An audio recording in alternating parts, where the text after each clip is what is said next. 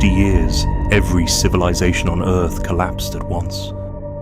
Not one empire, not two, all of them. The Egyptians, the Hittites, the Mycenaean Greeks, the greatest trading empire the ancient world had ever built, gone. 3,000 years of human progress, erased in the time it takes a single generation to grow up. And the most terrifying part, we still don't fully know why.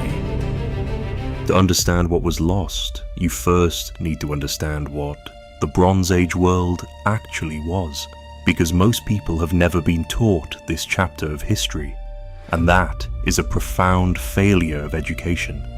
At its height, around 1300 BC, the Bronze Age Mediterranean was operating at a level of sophistication that would not be matched again for over 1,000 years.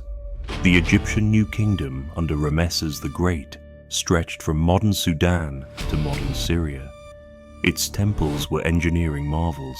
Its administration governed millions. Its military was the most powerful on Earth. To the north, the Hittite Empire controlled Anatolia, modern Turkey, with iron technology so advanced it gave them military supremacy over everyone else.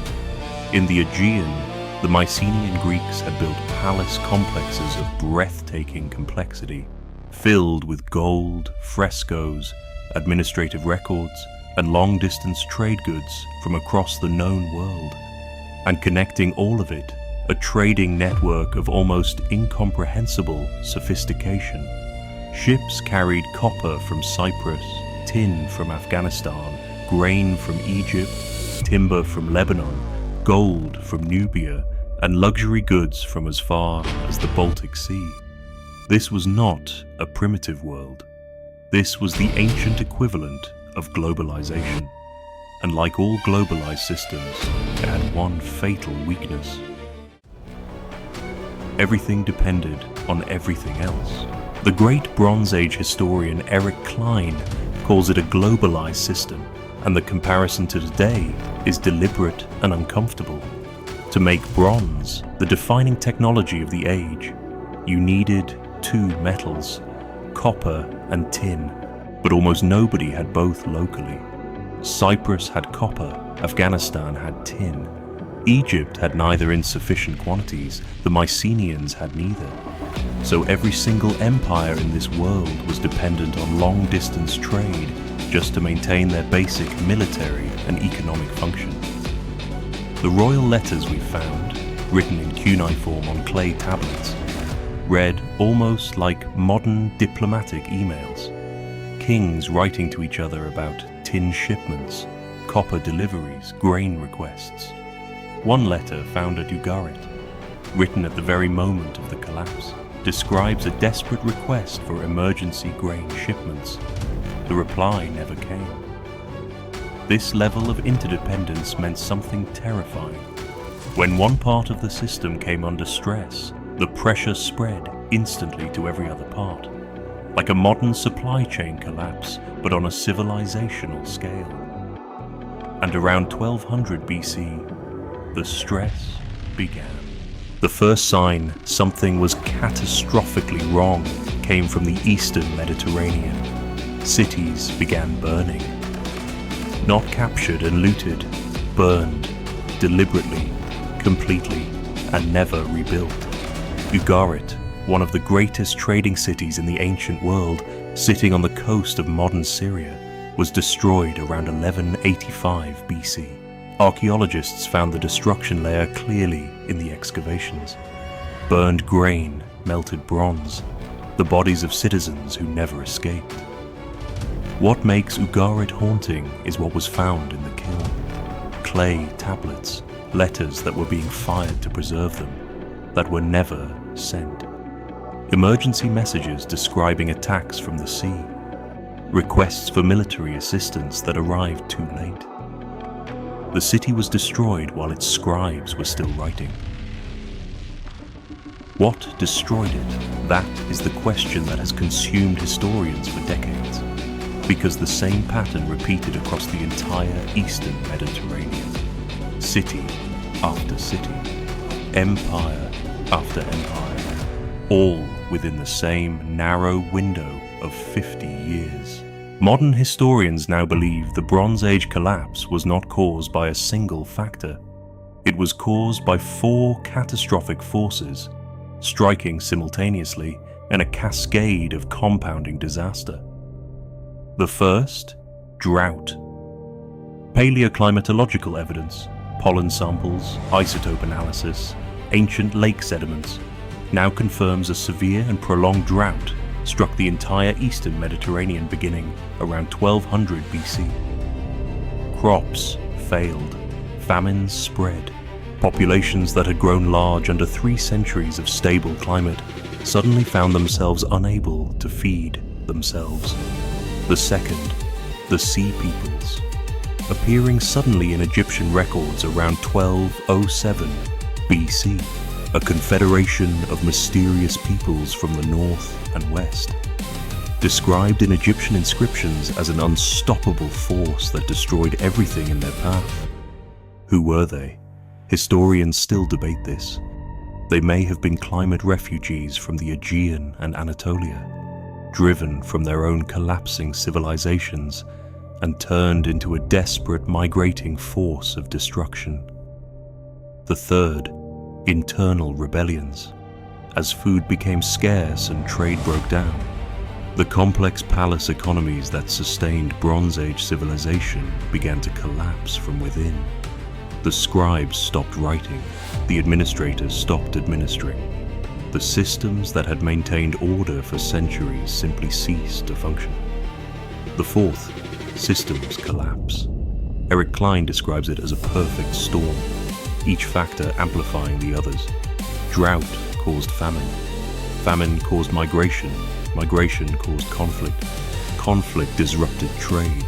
Disrupted trade meant no bronze. No bronze meant no military capacity. No military capacity meant no defense against the next wave of attackers. Each domino fell into the next, until there was nothing left to fall. Not everything died. Egypt survived, battered, diminished, never again the superpower it had been. But it survived. Its geography protected it. The Nile still flooded. Its administrative systems were robust enough to function even under extreme stress. Assyria survived, and would eventually rise to become one of the ancient world's most feared empires in the centuries that followed. And in the ruins of the Mycenaean palace economies, the stories survived. The tales of the Trojan War, the wanderings of Odysseus, the legends of Hercules and Achilles, passed down orally through the dark ages that followed, eventually written down by Homer. These stories preserved the memory of the Bronze Age world long after the world itself had ended. What made the survivors different? Flexibility, decentralization, local self-sufficiency. The civilizations that survived the collapse were those that were not entirely dependent on the interconnected global system. Those most integrated into the network, most dependent on trade, most specialized in function, collapsed the hardest. The lesson has never fully left us. What followed the Bronze Age collapse is called the Greek Dark Ages, and dark they were. Population levels across the eastern Mediterranean collapsed by an estimated 50 to 75%. Long-distance trade essentially ceased for 4 centuries. Writing disappeared from Greece entirely for approximately 400 years. The great palace complexes were abandoned. The sophisticated administrative systems were forgotten. People who had lived in cities returned to subsistence farming in small villages. 400 years of darkness. And then, slowly, painfully, civilization began again. New writing systems emerged, new trade networks formed, new cities rose from the ruins of the old. The Phoenicians, the Assyrians, the Greeks again, eventually Rome. But they were building on ruins. Ruins of a world so sophisticated, so interconnected, so advanced, that even today we struggle to fully understand how it worked. and we still don't fully understand how it ended. The Bronze Age collapse is the most important historical event that almost nobody has heard of.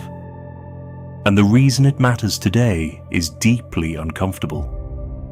We live in a world more interconnected, more interdependent, more globalized than any that has ever existed. Our supply chains span every continent. Our financial systems are interlinked across every economy.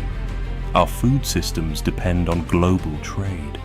Our technology requires materials from dozens of countries assembled in dozens of others. The Bronze Age world was the most sophisticated, interconnected system of its time, and it collapsed completely, catastrophically, within 50 years, because that interconnection was also its fatal vulnerability. A prolonged drought today, of the kind that struck 1200 BC, would disrupt global food supply chains within months. A major disruption to semiconductor supply chains, as we saw in 2021, ripples across every industry on Earth. The Bronze Age scribes kept writing their letters right up until the moment the kiln was overrun. They didn't know the world was ending. They were just doing their jobs. That is the lesson buried in the ruins of Ugarit. Complexity is power, but complexity is also fragility. And the most sophisticated systems in history have always been one catastrophe away from silence. Subscribe to Collapsed Worlds, because next we go to Constantinople, the city that held the Roman Empire together for 1,000 years after Rome itself fell, and the single night that ended it all.